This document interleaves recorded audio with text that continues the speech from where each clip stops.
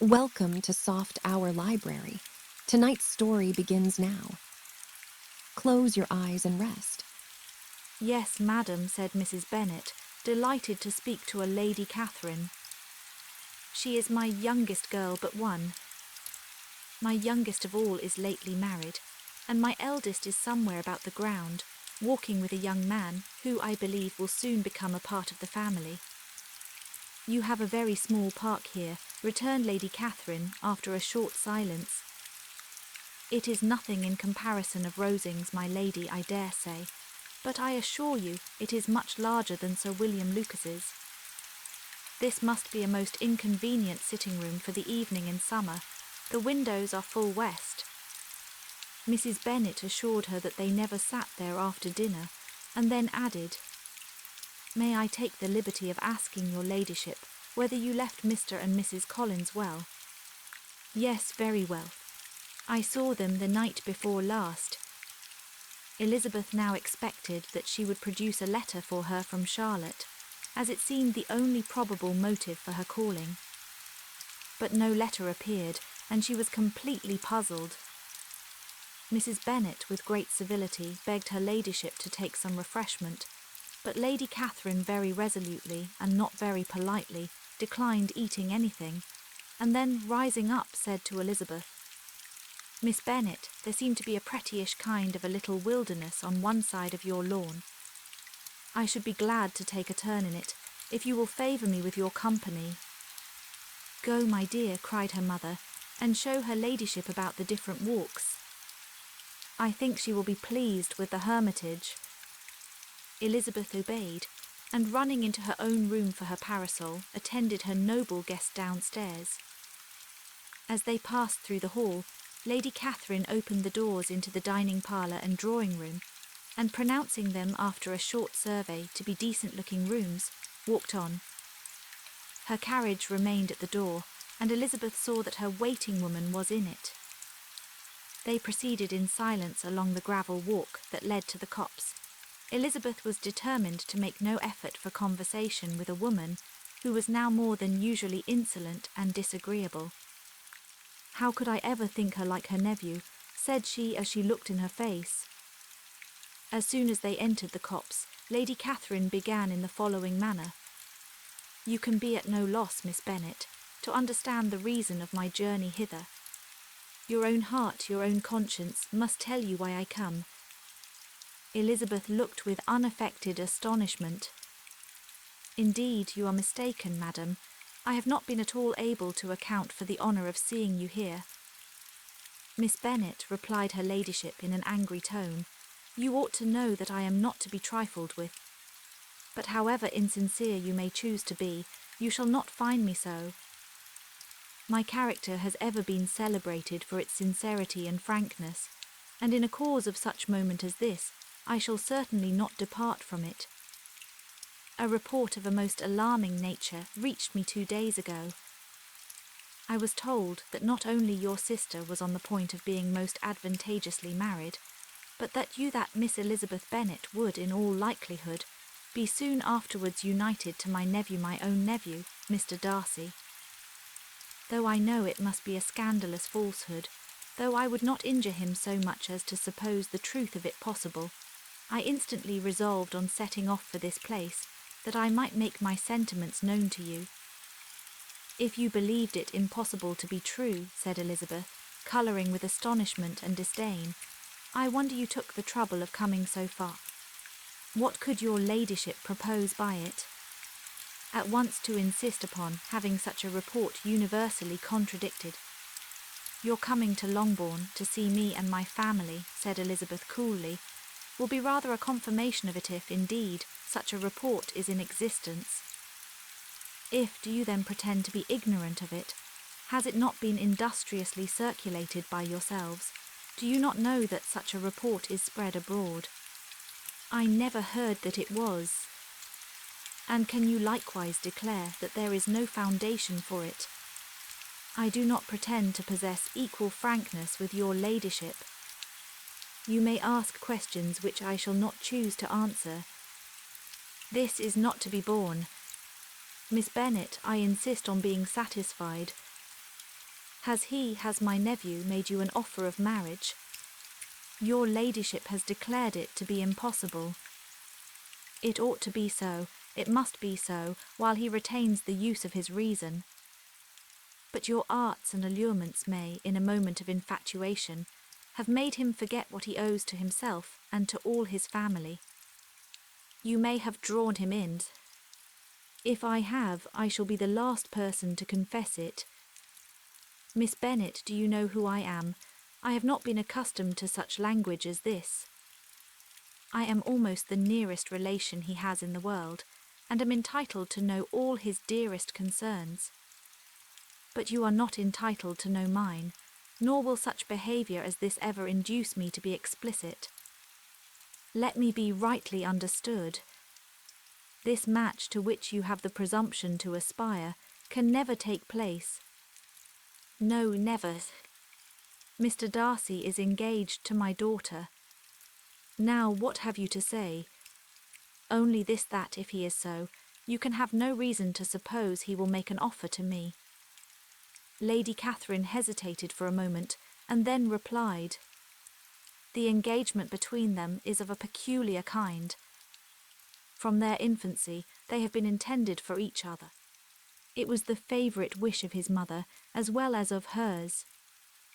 While in their cradles we planned the union, and now, at the moment when the wishes of both sisters would be accomplished, is their marriage to be prevented by a young woman of inferior birth, of no importance in the world, and wholly unallied to the family? Do you pay no regard to the wishes of his friendster, his tacit engagement with Mr. Borg? Are you lost to every feeling of propriety and delicacy? Have you not heard me say that from his earliest hours he was destined for his cousin? Yes, and I had heard it before.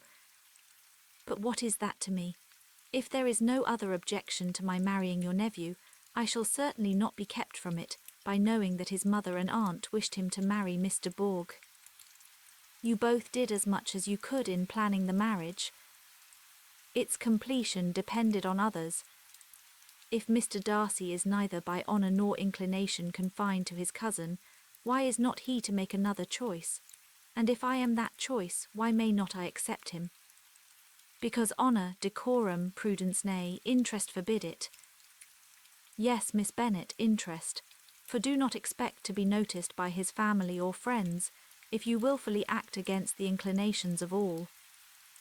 You will be censured, slighted, and despised by everyone connected with him. Your alliance will be a disgrace.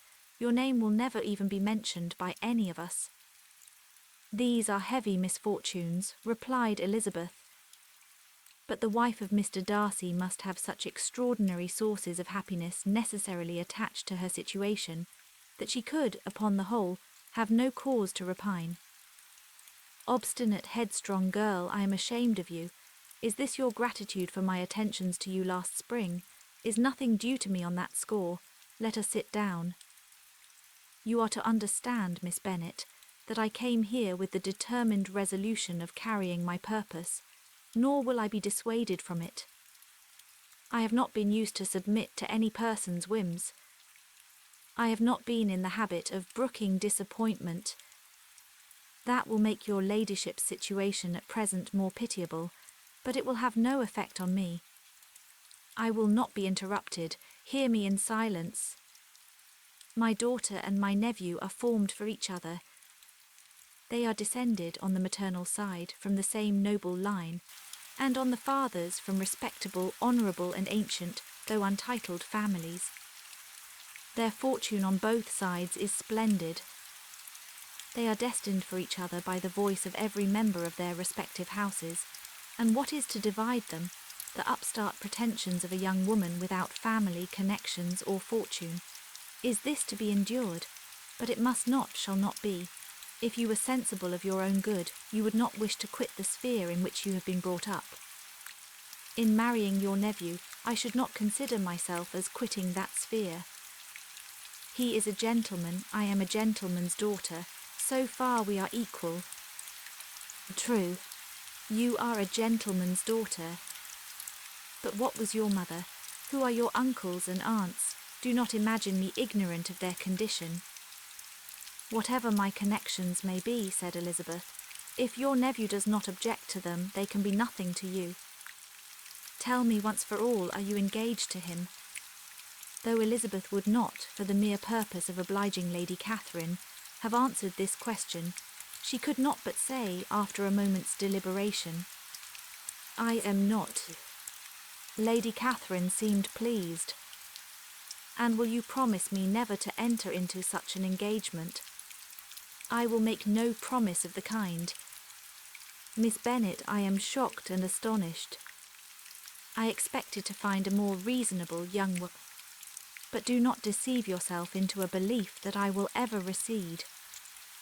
I shall not go away till you have given me the assurance I require. And I certainly never shall give it. I am not to be intimidated into anything so wholly unreasonable. Your ladyship wants Mr. Darcy to marry your daughter, but would my giving you the wished-for promise make their marriage at all more probable? Supposing him to be attached to me, would my refusing to accept his hand make him wish to bestow it on his cousin? Allow me to say, Lady Catherine, that the arguments with which you have supported this extraordinary application have been as frivolous as the application was ill-judged. You have widely mistaken my character, if you think I can be worked on by such persuasions as these. How far your nephew might approve of your interference in his affairs, I cannot tell, but you have certainly no right to concern yourself in mine. I must beg, therefore, to be importuned no further on the subject. Not so hasty, if you please. I have by no means done. To all the objections I have already urged, I have still another to add. I am no stranger to the particulars of your youngest sister's infamous elopement. I know it all, that the young man's marrying her was a patched-up business at the expense of your father and uncle. And is such a girl to be my nephew's sister? Is her husband, who is the son of his late father's steward, to be his brother? Heaven and earth, of what are you thinking? Are the shades of Pemberley to be thus polluted? You can now have nothing further to say, she resentfully answered. You have insulted me in every possible method. I must beg to return to the house. And she rose as she spoke. Lady Catherine rose also, and they turned back. Her ladyship was highly incensed. You have no regard, then, for the honour and credit of my nephew. Unfeeling, selfish girl, do you not consider that a connection with you must disgrace him in the eyes of everybody? Lady Catherine, I have nothing further to say. You know my sentiments. You are then resolved to have him. I have said no such thing. I am only resolved to act in that manner, which will, in my own opinion, constitute my happiness, without reference to you, or to any person so wholly unconnected with me. It is well. You refuse, then, to oblige me. You refuse to obey the claims of duty, honour, and gratitude. You are determined to ruin him in the opinion of all his friends, and make him the contempt of the world. Neither duty, nor honour, nor gratitude, replied Elizabeth, has any possible claim on me in the present instance.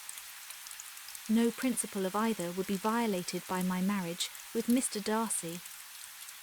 And with regard to the resentment of his family, or the indignation of the world, if the former were excited by his marrying me, it would not give me one moment's concern, and the world in general would have too much sense to join in the score. And this is your real opinion, this is your final resolve, very well. I shall now know how to act. Do not imagine, Miss Bennet, that your ambition will ever be gratified. I came to try you. I hope to find you reasonable, but depend upon it I will carry my point. In this manner Lady Catherine talked on till they were at the door of the carriage, when, turning hastily round, she added, I take no leave of you, Miss Bennet. I send no compliments to your mother. You deserve no such attention. I am most seriously displeased. Elizabeth made no answer, and without attempting to persuade her ladyship to return into the house, walked quietly into it herself. She heard the carriage drive away as she proceeded upstairs. Her mother impatiently met her at the door of her dressing room to ask why Lady Catherine would not come in again and rest herself. She did not choose it, said her daughter. She would go. She is a very fine-looking woman, and her calling here was prodigiously civil, for she only came, I suppose, to tell us the Collinses were well. She is on her road somewhere, I dare say, and so passing through Meryton thought she might as well call on you. I suppose she had nothing particular to say to you, Lizzie. Elizabeth was forced to give in to a little falsehood here, for to acknowledge the substance of their conversation was impossible. Chapter 57. The discomposure of spirits which this extraordinary visit threw Elizabeth into could not be easily overcome, nor could she for many hours learn to think of it less than incessantly. Lady Catherine, it appeared, had actually taken the trouble of this journey from Rosings for the sole purpose of breaking off her supposed engagement with Mr. Darcy. It was a rational scheme, to be sure, but from what the report of their engagement could originate, Elizabeth was at a loss to imagine, till she recollected that his being the intimate friend of Bingley, and her being the sister of Jane, was enough, at a time when the expectation of one wedding made everybody eager for another, to supply the idea. She had not herself forgotten to feel that the marriage of her sister must bring them more frequently together, and her neighbours at Lucas Lodge, therefore, for through their communication with the Collinses, the report, she concluded, had reached Lady Catherine, had only set that down as almost certain and immediate, which she had looked forward to as possible at some future time. In revolving Lady Catherine's expressions, however, she could not help feeling some uneasiness as to the possible consequence of her persisting in this interference. From what she had said of her resolution to prevent the marriage, it occurred to Elizabeth that she must meditate an application to her nephew, and how he might take a similar representation of the evils attached to a connection with her, she dared not pronounce. She knew not the exact degree of his affection for his aunt, or his dependence on her judgment, but it was natural to suppose that he thought much higher of her ladyship than she could do, and it was certain that in enumerating the miseries of a marriage with one whose immediate connections were so unequal to his own, his aunt would address him on his weakest side. With his notions of dignity, he would probably feel that the arguments, which to Elizabeth had appeared weak and ridiculous, contained much good sense and solid reasoning. If he had been wavering before as to what he should do, which had often seemed likely, the advice and entreaty of so near a relation might settle every doubt, and determine him at once to be as happy as dignity unblemished could make him. In that case he would return no more. Lady Catherine might see him in her way through town, and his engagement to Bingley of coming again to Netherfield must give way. If, therefore, an excuse for not keeping his promise should come to his friend within a few days, she added, I shall know how to understand it. I shall then give over every expectation, every wish of his constancy. If he is satisfied with only regretting me when he might have obtained my affections and hand, I shall soon cease to regret him at all. The surprise of the rest of the family, on hearing who their visitor had been, was very great, but they obligingly satisfied it with the same kind of supposition which had appeased Mrs. Bennet's curiosity, and Elizabeth was spared from much teasing on the subject. The next morning, as she was going downstairs, she was met by her father, who came out of his library with a letter in his hand. Lizzie, said he, I was going to look for you. Come into my room. She followed him thither, and her curiosity to know what he had to tell her was heightened by the supposition of its being in some manner connected with the letter he held. It suddenly struck her that it might be from Lady Catherine, and she anticipated with dismay all the consequent explanations. She followed her father to the fireplace, and they both sat down. He then said, I have received a letter this morning that has astonished me exceedingly. As it principally concerns yourself, you ought to know its contents. I did not know before that I had 2 daughters on the brink of matrimony, Let me congratulate you on a very important conquest." The colour now rushed into Elizabeth's cheeks in the instantaneous conviction of its being a letter from the nephew instead of the aunt, and she was undetermined whether most to be pleased that he explained himself at all, or offended that his letter was not rather addressed to herself, when her father continued, "You look conscious as young ladies have great penetration in such matters as these, but I think I may defy even your sagacity to discover the name of your admirer. This letter is from Mr. Collins.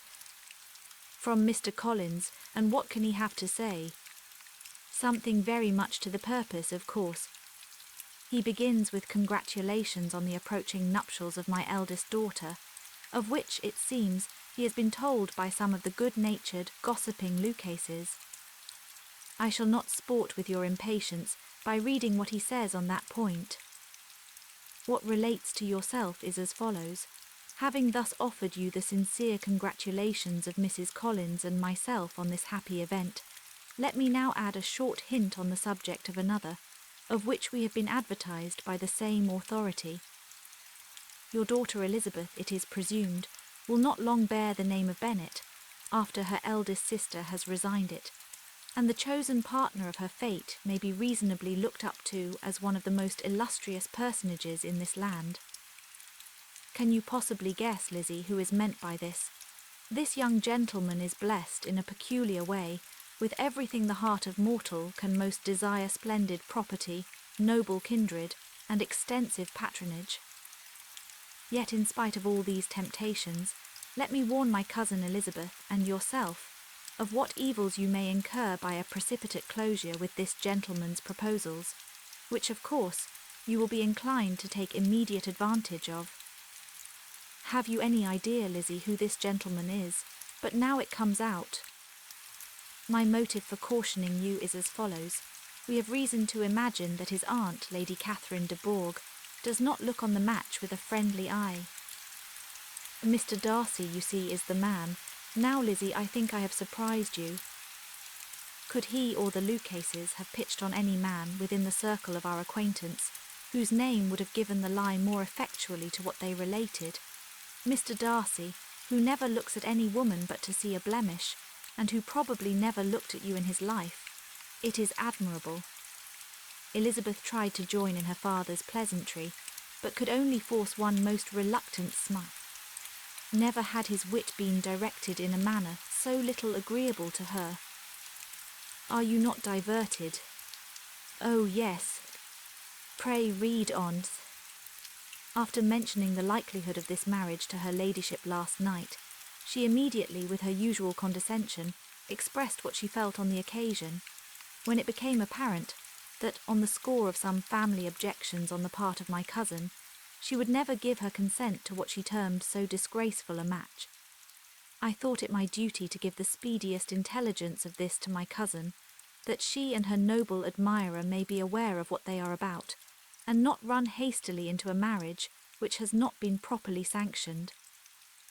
Mr. Collins, moreover, adds, I am truly rejoiced that my cousin Lydia's sad business has been so well hushed up, and am only concerned that their living together before the marriage took place should be so generally known.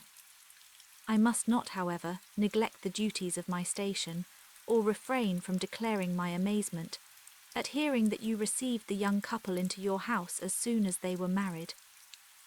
It was an encouragement of vice, and had I been the rector of Longbourn, I should very strenuously have opposed it.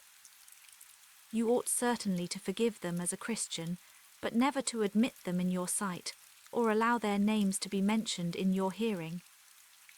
That is his notion of Christian forgiveness. The rest of his letter is only about his dear Charlotte's situation, and his expectation of a young olive branch.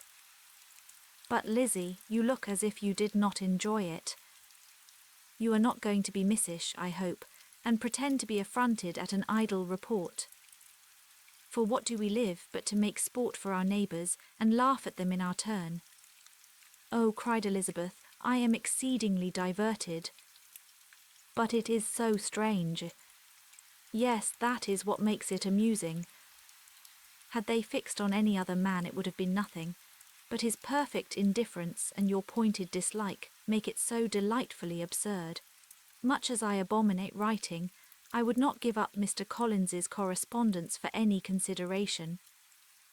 Nay, when I read a letter of his, I cannot help giving him the preference even over Wickham, much as I value the impudence and hypocrisy of my son-in-law. And pray, Lizzie, what said Lady Catherine about this report? Did she call to refuse her consent? To this question his daughter replied only with a laugh, and as it had been asked without the least suspicion, she was not distressed by his repeating it. Elizabeth had never been more at a loss to make her feelings appear what they were not. It was necessary to laugh when she would rather have cried. Her father had most cruelly mortified her by what he said of Mr. Darcy's indifference, and she could do nothing but wonder at such a want of penetration, or fear that perhaps instead of his seeing too little, she might have fancied too much. Chapter 58. Instead of receiving any such letter of excuse from his friend, as Elizabeth half expected Mr. Bingley to do, he was able to bring Darcy with him to Longbourn before many days had passed after Lady Catherine's visit. The gentlemen arrived early, and before Mrs. Bennet had time to tell him of their having seen his aunt, of which her daughter sat in momentary dread, Bingley, who wanted to be alone with Jane, proposed their all walking out. It was agreed to.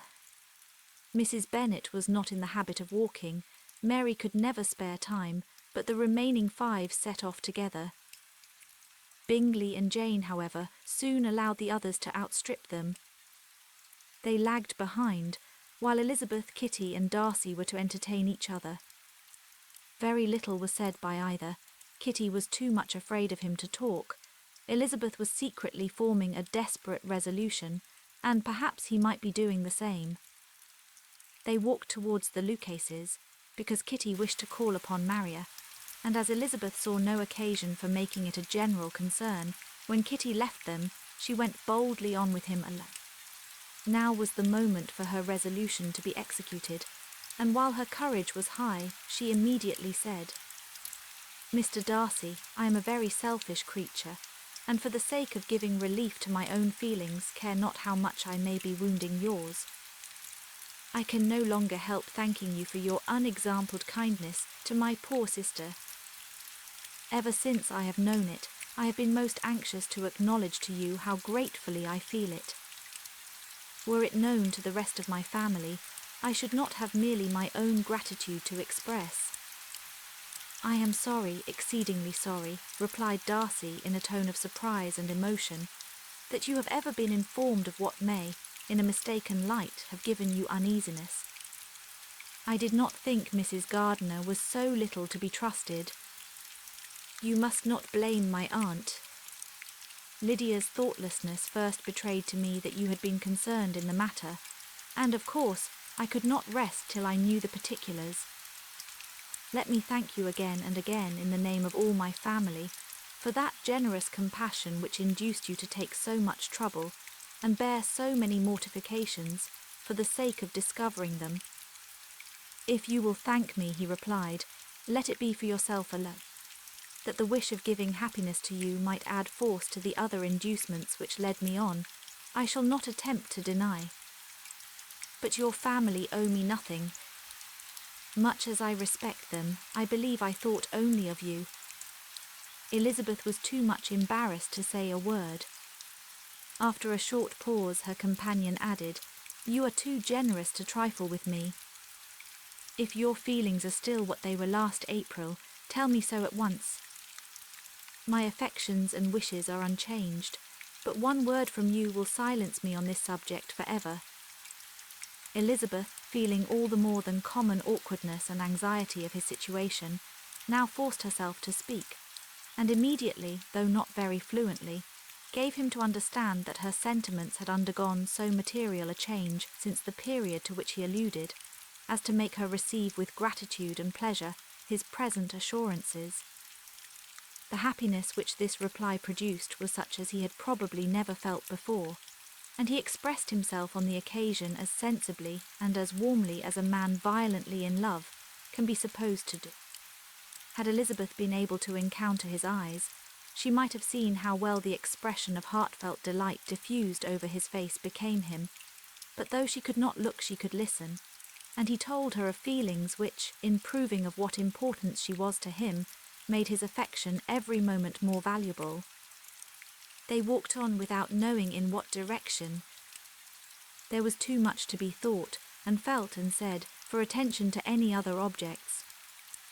She soon learnt that they were indebted for their present good understanding to the efforts of his aunt, who did call on him in her return through London, and there relate her journey to Longbourn, its motive, and the substance of her conversation with Elizabeth, dwelling emphatically on every expression of the latter, which in her ladyship's apprehension peculiarly denoted her perverseness and assurance, in the belief that such a relation must assist her endeavours to obtain that promise from her nephew which she had refused.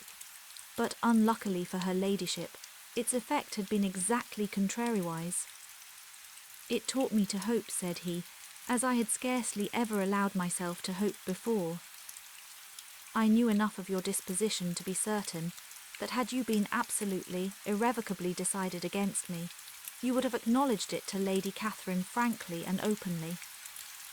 Elizabeth coloured and laughed as she replied, "Yes, you know enough of my frankness to believe me capable of that. After abusing you so abominably to your face, I could have no scruple in abusing you to all your relations. What did you say of me that I did not deserve? For though your accusations were ill-founded, formed on mistaken premises, my behaviour to you at the time had merited the severest reproof. It was unpardonable. I cannot think of it without abhorrence. We will not quarrel for the greater share of blame annexed to that evening," said Elizabeth. "The conduct of neither, if strictly examined, will be irreproachable, but since then we have both, I hope, improved in civility. I cannot be so easily reconciled to myself. The recollection of what I then said, of my conduct, my manners, my expressions during the whole of it, is now, and has been many months, inexpressibly painful to me. Your reproof, so well applied, I shall never forget, had you behaved in a more gentlemanlike manner. Those were your words. You know not, you can scarcely conceive how they have tortured me, though it was some time, I confess, before I was reasonable enough to allow their justice. I was certainly very far from expecting them to make so strong an impression. I had not the smallest idea of their being ever felt in such a way. I can easily believe it.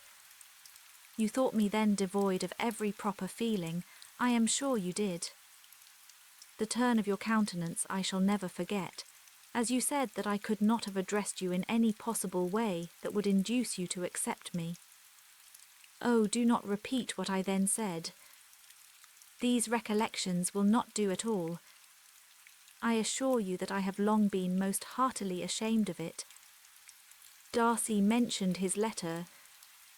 Did it, said he, did it soon make you think better of me? Did you, on reading it, give any credit to its contents? She explained what its effects on her had been, and how gradually all her former prejudices had been removed. I knew, said he, that what I wrote must give you pain, but it was necessary. I hope you have destroyed the letter. There was one part, especially the opening of it, which I should dread your having the power of reading again. I can remember some expressions which might justly make you hate me. The letter shall certainly be burnt, if you believe it essential to the preservation of my regard. But though we have both reason to think my opinions not entirely unalterable, they are not, I hope, quite so easily changed as that implies. When I wrote that letter, replied Darcy, I believed myself perfectly calm and cool, but I am since convinced that it was written in a dreadful bitterness of spirit. The letter perhaps began in bitterness, but it did not end so. The adieu is charity itself. But think no more of the letter. The feelings of the person who wrote and the person who received it are now so widely different from what they were then, that every unpleasant circumstance attending it ought to be forgotten. You must learn some of my philosophy. Think only of the past, as its remembrance gives you pleasure. I cannot give you credit for any philosophy of the kind. Your retrospections must be so totally void of reproach that the contentment arising from them is not of philosophy, but, what is much better, of ignorance. But with me it is not so. Painful recollections will intrude which ought not to be repelled. I have been a selfish being all my life in practice, though not in principle. As a child I was taught what was right, but I was not taught to correct my temper. I was given good principles, but left to follow them in pride and conceit. Unfortunately an only son, for many years an only child, I was spoiled by my parents, who, though good themselves, my father particularly, all that was benevolent and amiable, allowed, encouraged, almost taught me to be selfish and overbearing, to care for none beyond my own family circle, to think meanly of all the rest of the world, to wish at least to think meanly of their sense and worth compared with my own. Such I was from 8 to 28, and such I might still have been but for you, dearest, loveliest Elizabeth. What do I not owe you? You taught me a lesson hard indeed at first, but most advantageous. By you I was properly humbled. I came to you without a doubt of my reception. You showed me how insufficient were all my pretensions to please a woman worthy of being pleased. Had you then persuaded yourself that I should? Indeed I had. What will you think of my vanity? I believed you to be wishing, expecting my addresses. My manners must have been in fault, but not intentionally, I assure you. I never meant to deceive you, but my spirits might often lead me wrong. How you must have hated me after that evening.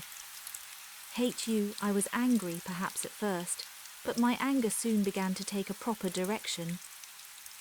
I am almost afraid of asking what you thought of me when we met at Pemberley. You blamed me for coming. No, indeed, I felt nothing but surprise.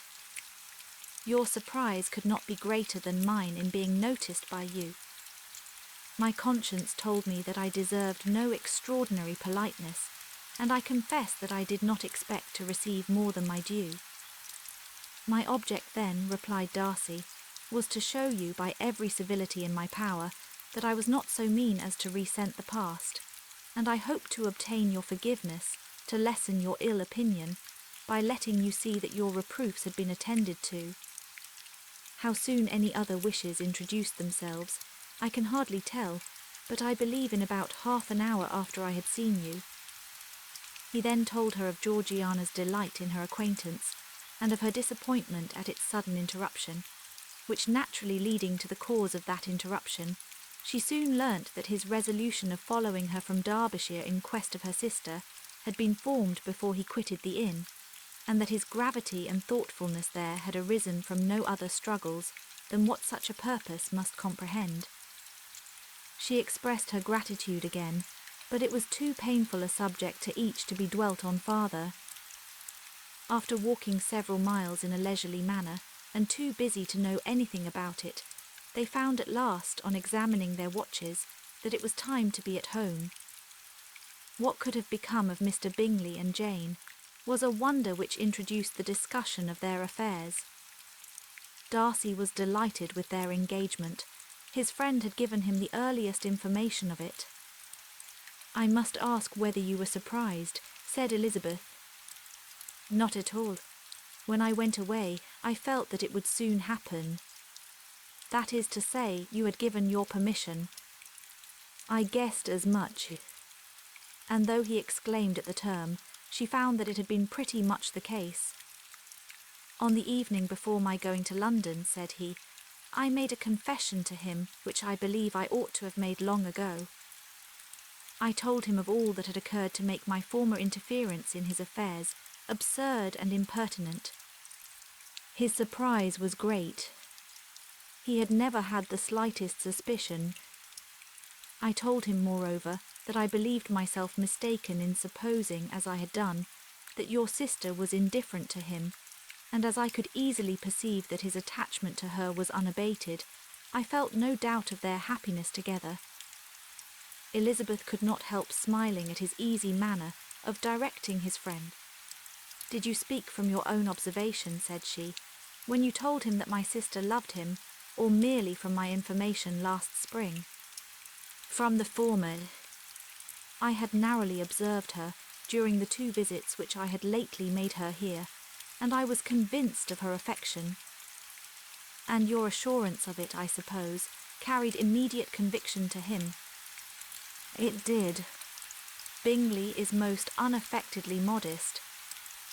His diffidence had prevented his depending on his own judgment in so anxious a case, but his reliance on mine made everything easy. I was obliged to confess one thing, which for a time and not unjustly offended him. I could not allow myself to conceal that your sister had been in town 3 months last winter, that I had known it, and purposely kept it from him. He was angry, but his anger, I am persuaded, lasted no longer than he remained in any doubt of your sister's sentiments. He has heartily forgiven me now." Elizabeth longed to observe that Mr. Bingley had been a most delightful friend, so easily guided that his worth was invaluable, but she checked herself. She remembered that he had yet to learn to be laughed at, and it was rather too early to begin. In anticipating the happiness of Bingley, which of course was to be inferior only to his own, he continued the conversation till they reached the house. In the hall they parted. Chapter 59. "My dear Lizzie, where can you have been walking to?" was a question which Elizabeth received from Jane as soon as she entered the room, and from all the others when they sat down to table. She had only to say in reply that they had wandered about till she was beyond her own knowledge. She coloured as she spoke, but neither that nor anything else awakened a suspicion of the truth. The evening passed quietly, unmarked by anything extraordinary. The acknowledged lovers talked and laughed, the unacknowledged were silent. Darcy was not of a disposition in which happiness overflows in mirth, and Elizabeth, agitated and confused, rather knew that she was happy than felt herself to be so, for besides the immediate embarrassment, there were other evils before her. She anticipated what would be felt in the family when her situation became known. She was aware that no one liked him but Jane, and even feared that with the others it was a dislike which not all his fortune and consequence might do away.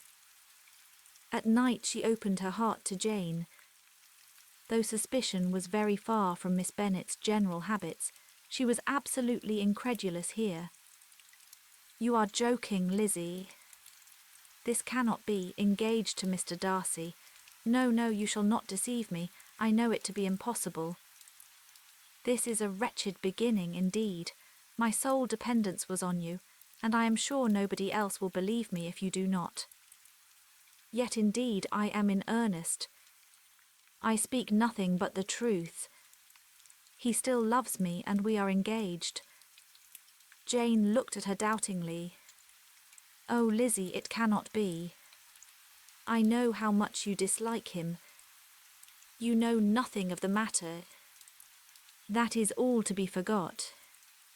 Perhaps I did not always love him so well as I do now, but in such cases as these a good memory is unpardonable.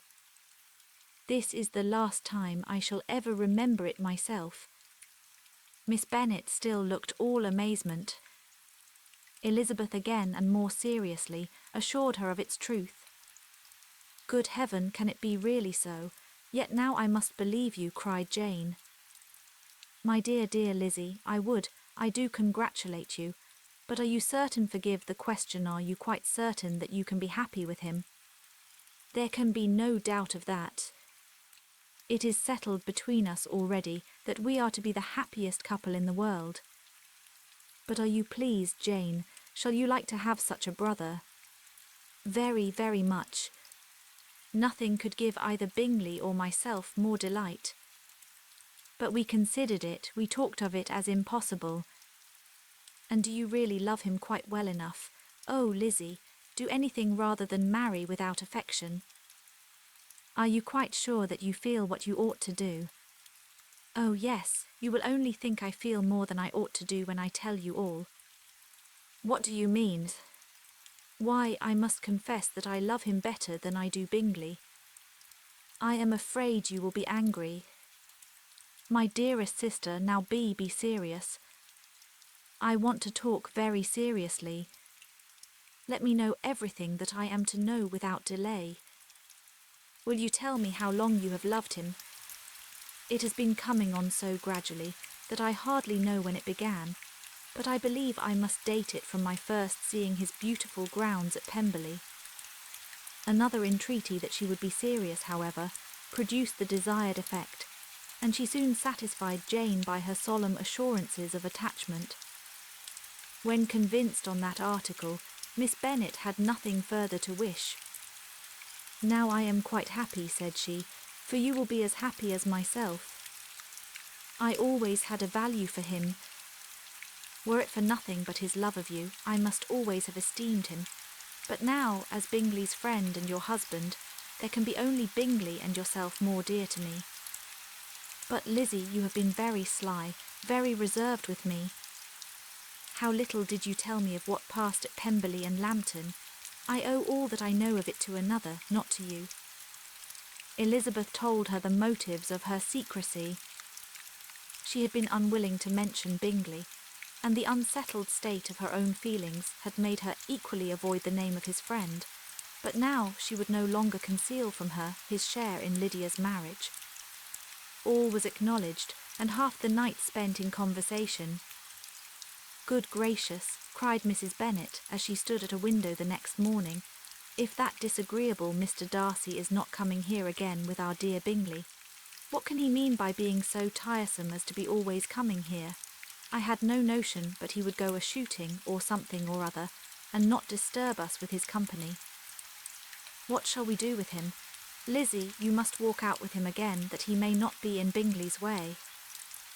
Elizabeth could hardly help laughing at so convenient a proposal, yet was really vexed that her mother should be always giving him such an epithet.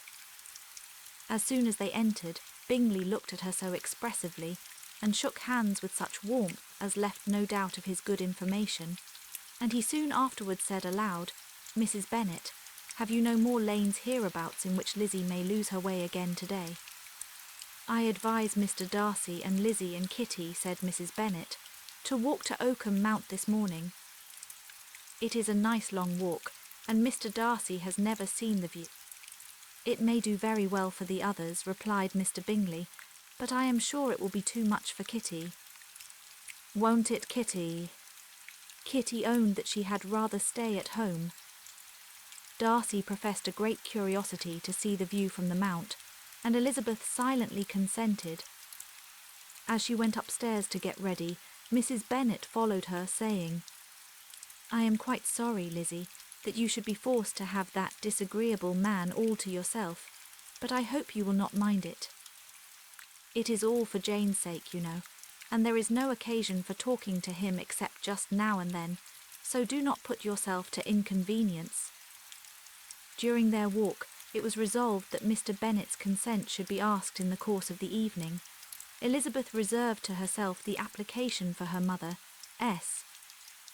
She could not determine how her mother would take it, sometimes doubting whether all his wealth and grandeur would be enough to overcome her abhorrence of the man, but whether she were violently set against the match or violently delighted with it, it was certain that her manner would be equally ill adapted to do credit to her sense, and she could no more bear that Mr. Darcy should hear the first raptures of her joy than the first vehemence of her disapprobation. In the evening, soon after Mr. Bennet withdrew to the library, she saw Mr. Darcy rise also and follow him, and her agitation on seeing it was extreme. She did not fear her father's opposition, but he was going to be made unhappy, and that it should be through her means. That she, his favourite child, should be distressing him by her choice, should be filling him with fears and regrets in disposing of her, was a wretched reflection, and she sat in misery till Mr. Darcy appeared again, when, looking at him, she was a little relieved by his smile.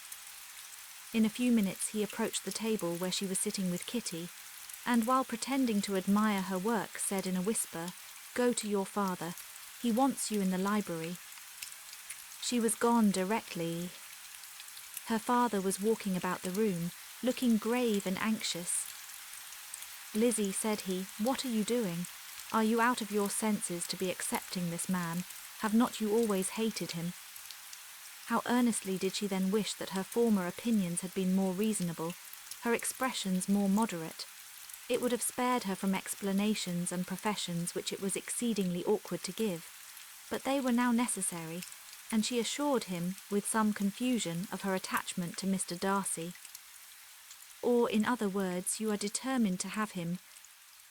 He is rich, to be sure, and you may have more fine clothes and fine carriages than Jane. But will they make you happy?" "Have you any other objection," said Elizabeth, "than your belief of my indifference?" "None at all. We all know him to be a proud, unpleasant sort of man, but this would be nothing if you really liked him." I do like him," she replied with tears in her eyes. "I love him. Indeed, he has no improper pride. He is perfectly amiable. You do not know what he really is. Then pray do not pain me by speaking of him in such terms." "Lizzie," said her father, "I have given him my consent. He is the kind of man, indeed, to whom I should never dare refuse anything, which he condescended to ask. I now give it to you, if you are resolved on having him. But let me advise you to think better of it. I know your disposition, Lizzie. I know that you could be neither happy nor respectable, unless you truly esteemed your husband, unless you looked up to him as a superior. Your lively talents would place you in the greatest danger in an unequal marriage. You could scarcely escape discredit and misery. My child, let me not have the grief of seeing you unable to respect your partner in life. You know not what you are about." Elizabeth, still more affected, was earnest and solemn in her reply, and at length, by repeated assurances that Mr. Darcy was really the object of her choice, by explaining the gradual change which her estimation of him had undergone, relating her absolute certainty that his affection was not the work of a day, but had stood the test of many months' suspense, and enumerating with energy all his good qualities, she did conquer her father's incredulity, and reconcile him to them. "Well, my dear," said he, when she ceased speaking, "I have no more to say. If this be the case, he deserves you. I could not have parted with you, my Lizzie, to anyone less worthy." To complete the favourable impression, she then told him what Mr. Darcy had voluntarily done for Lydia. He heard her with astonishment. This is an evening of wonders, indeed. And so Darcy did everything, made up the match, gave the money, paid the fellow's debts, and got him his commission. So much the better. It will save me a world of trouble and economy. Had it been your uncle's doing, I must and would have paid him, but these violent young lovers carry everything their own way. I shall offer to pay him tomorrow. He will rant and storm about his love for you, and there will be an end of the matter. He then recollected her embarrassment a few days before on his reading Mr. Collins's letter, and after laughing at her some time, allowed her at last to go, saying as she quitted the room, "If any young men come for Mary or Kitty, send them in, for I am quite at leisure." Elizabeth's mind was now relieved from a very heavy weight, and after half an hour's quiet reflection in her own room, she was able to join the others with tolerable composure. Everything was too recent for gaiety, but the evening passed tranquilly away. There was no longer anything material to be dreaded, and the comfort of ease and familiarity would come in time. When her mother went up to her dressing-room at night, she followed her and made the important communication. Its effect was most extraordinary, for on first hearing it Mrs. Bennet sat quite still and unable to utter a syllable. Nor was it under many, many minutes that she could comprehend what she heard, though not in general backward to credit what was for the advantage of her family, or that came in the shape of a lover to any of them. She began at length to recover, to fidget about in her chair, get up, sit down again, wonder and bless herself. Good gracious, Lord bless me, only think, dear me, Mr. Darcy, who would have thought it? And is it really true? Oh, my sweetest Lizzie, how rich and how great you will be. What pin money, what jewels, what carriages you will have. Jane's is nothing to it, nothing at all. I am so pleased, so happy. Such a charming man, so handsome, so tall. Oh, my dear Lizzie, pray apologize for my having disliked him so much before. I hope he will overlook it. Dear, dear Lizzie. A house in town, everything that is charming, 3 daughters married, 10,000 a year. Oh Lord, what will become of me? I shall go distracted. This was enough to prove that her approbation need not be doubted, and Elizabeth, rejoicing that such an effusion was heard only by herself, soon went away. But before she had been 3 minutes in her own room, her mother followed her. My dearest child, she cried, I can think of nothing else. 10,000 a year and very likely more. Tea's as good as a lord, and a special licence you must and shall be married by a special licence. But my dearest love, tell me what dish Mr. Darcy is particularly fond of, that I may have it tomorrow.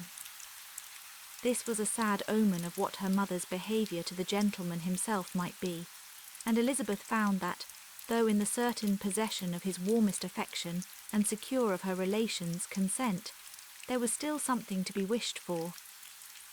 But the morrow passed off much better than she expected, for Mrs. Bennet luckily stood in such awe of her intended son-in-law that she ventured not to speak to him, unless it was in her power to offer him any attention or mark her deference for his opinion. Elizabeth had the satisfaction of seeing her father taking pains to get acquainted with him, and Mr. Bennet soon assured her that he was rising every hour in his esteem. I admire all my 3 sons-in-law highly, said he.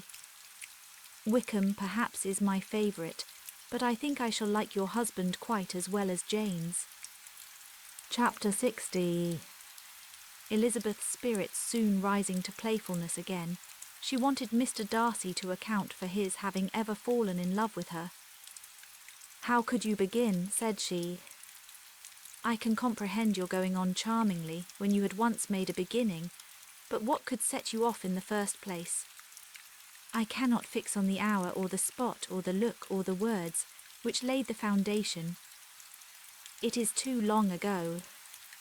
I was in the middle before I knew that I had begun.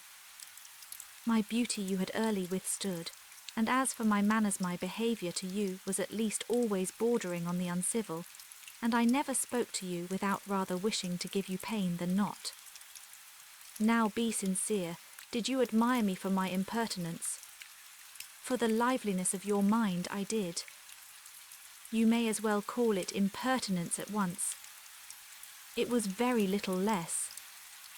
The fact is that you were sick of civility, of deference, of officious attention.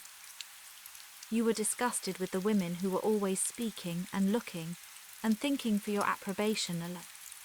I roused and interested you because I was so unlike them.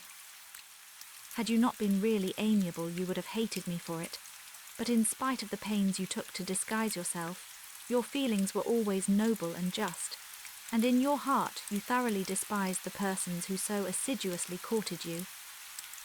Though I have saved you the trouble of accounting for it, and really, all things considered, I begin to think it perfectly reasonable. To be sure, you know no actual good of me, but nobody thinks of that when they fall in love. Was there no good in your affectionate behaviour to Jane, while she was ill at Netherfield? Dearest Jane, who could have done less for her, but make a virtue of it by all means.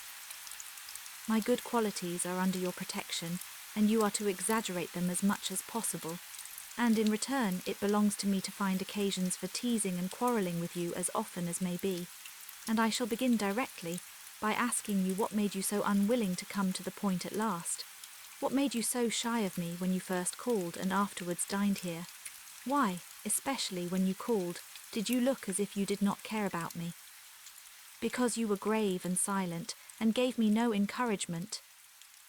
But I was embarrassed, and so was I. You might have talked to me more when you came to dinner. A man who had felt less might. How unlucky that you should have a reasonable answer to give, and that I should be so reasonable as to admit it, but I wonder how long you would have gone on if you had been left to yourself. I wonder when you would have spoken if I had not asked you. My resolution of thanking you for your kindness to Lydia had certainly great effect. Too much, I am afraid, for what becomes of the moral if our comfort springs from a breach of promise, for I ought not to have mentioned the subject. This will never do. You need not distress yourself. The moral will be perfectly fair.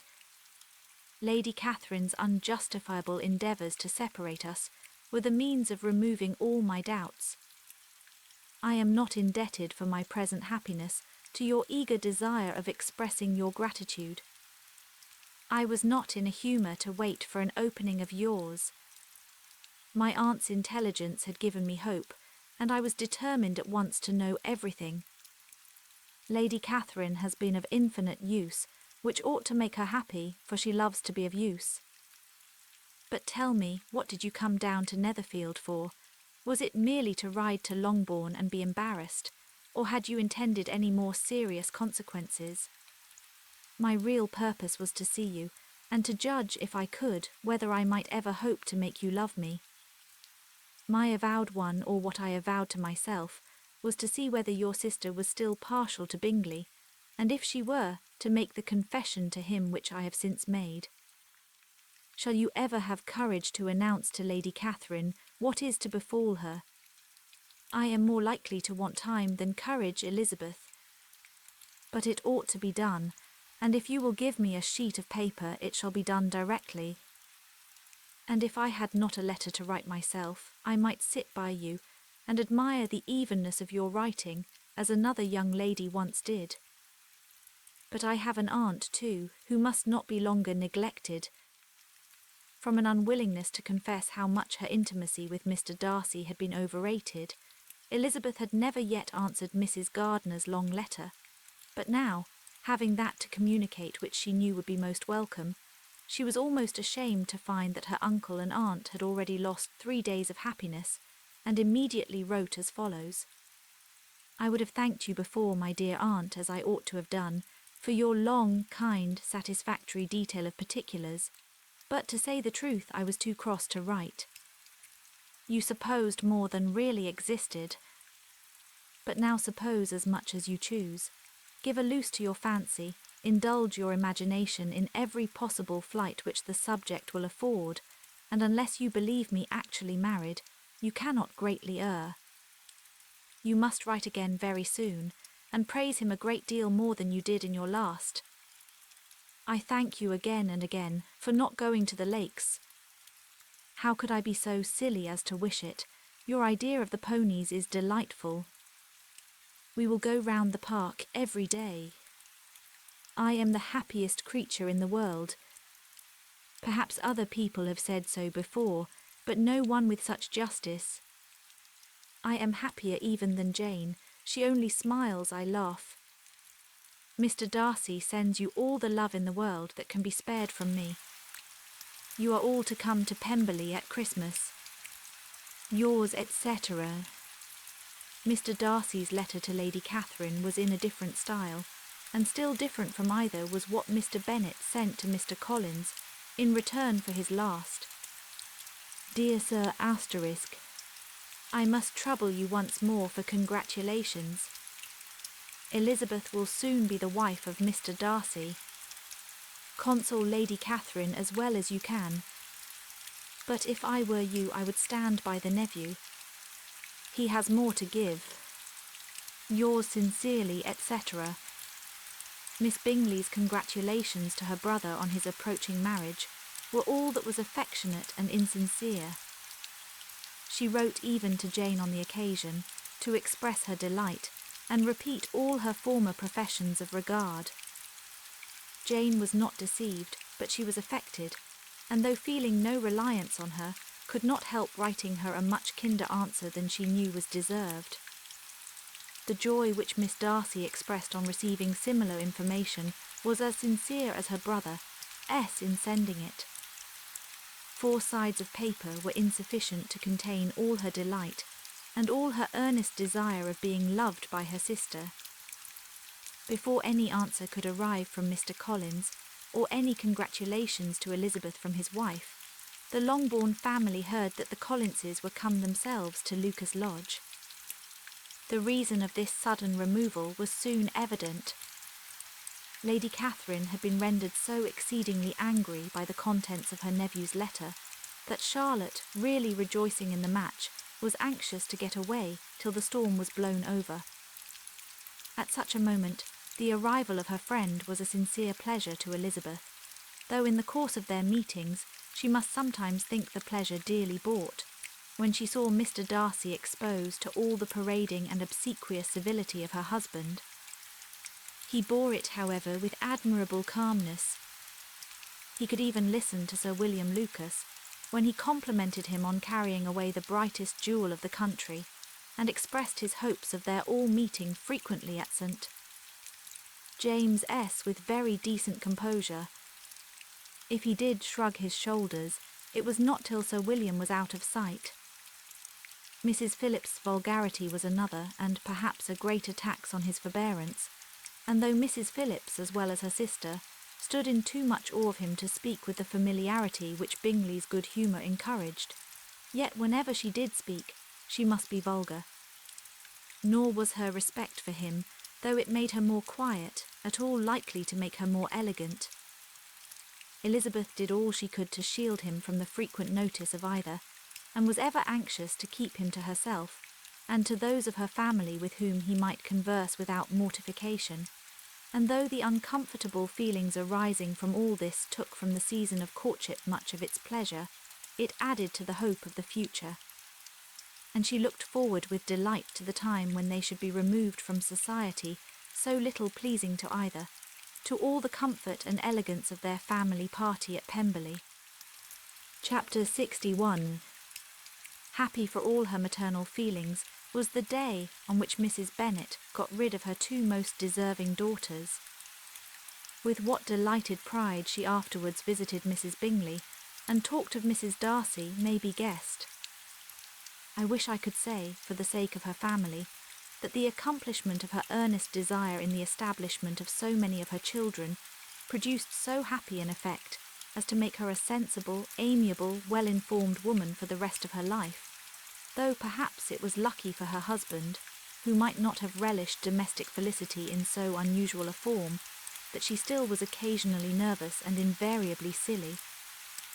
Mr. Bennet missed his second daughter exceedingly. His affection for her drew him oftener from home than anything else could do. He delighted in going to Pemberley, especially when he was least expected. Mr. Bingley and Jane remained at Netherfield only a 12-month. So near a vicinity to her mother and Meryton relations was not desirable even to his easy temper or her affectionate heart. The darling wish of his sisters was then gratified. He bought an estate in a neighbouring county to Derbyshire, and Jane and Elizabeth, in addition to every other source of happiness, were within 30 miles of each. Kitty, to her very material advantage, spent the chief of her time with her two elder sisters. In society so superior to what she had generally known, her improvement was great. She was not of so ungovernable a temper as Lydia, and removed from the influence of Lydia's example, she became, by proper attention and management, less irritable, less ignorant, and less insipid. From the further disadvantage of Lydia's society, she was of course carefully kept, and though Mrs. Wickham frequently invited her to come and stay with her, with the promise of balls and young men, her father would never consent to her going. Mary was the only daughter who remained at home, and she was necessarily drawn from the pursuit of accomplishments by Mrs. Bennet's being quite unable to sit alone. Mary was obliged to mix more with the world, but she could still moralize over every morning visit, and as she was no longer mortified by comparisons between her sisters, beauty and her own, it was suspected by her father that she submitted to the change without much reluctance. As for Wickham and Lydia, their characters suffered no revolution from the marriage of her sisters. He bore with philosophy the conviction that Elizabeth must now become acquainted with whatever of his ingratitude and falsehood had before been unknown to her, and in spite of everything, was not wholly without hope that Darcy might yet be prevailed on to make his fortune. The congratulatory letter which Elizabeth received from Lydia on her marriage explained to her that, by his wife at least, if not by himself, such a hope was cherished. The letter was to this effect: "My dear Lizzie, I wish you joy. If you love Mr. Darcy half so well as I do my dear Wickham, you must be very happy. It is a great comfort to have you so rich, and when you have nothing else to do, I hope you will think of us. I am sure Wickham would like a place at court very much, and I do not think we shall have quite money enough to live upon without some help. Any place would do of about 300 or 400 a year, but however, do not speak to Mr. Darcy about it if you had rather not. Yours, etc."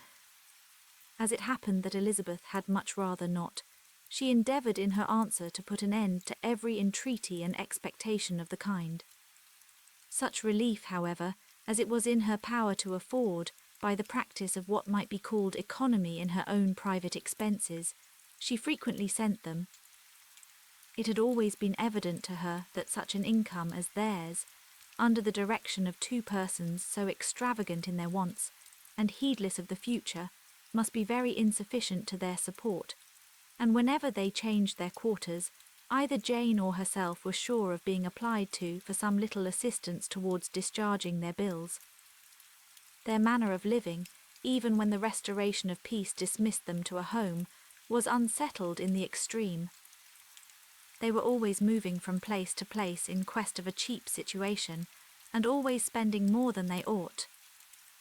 His affection for her soon sunk into indifference. Hers lasted a little longer, and in spite of her youth and her manners, she retained all the claims to reputation which her marriage had given her. Though Darcy could never receive him at Pemberley, yet, for Elizabeth's sake, he assisted him further in his profession.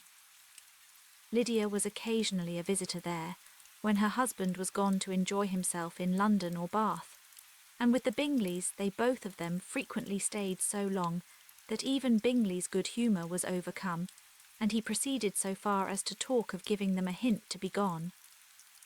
Miss Bingley was very deeply mortified by Darcy's marriage, but as she thought it advisable to retain the right of visiting at Pemberley, she dropped all her resentment, was fonder than ever of Georgiana, almost as attentive to Darcy as heretofore, and paid off every arrear of civility to Elizabeth.